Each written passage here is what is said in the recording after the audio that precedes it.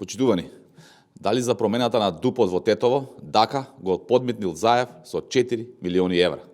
Во аудио снимката, во која прорускиот бизнисмен Миотраг Давидович Дак разговара со посредникот на Заев, Зоран Милевски Кичиец, Дака му вели на Кичиец дека ако ја спроведе работата, тој ќе им даде 2 милиони, а друг ќе им даде уште 2 милиони евра.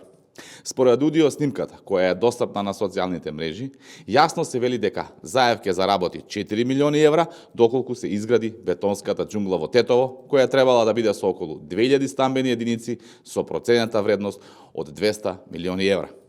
Дали со овие пари Заев и неговиот чирак Филипче купуваа акции во индиската авиокомпанија или пак купија станови во Дубај?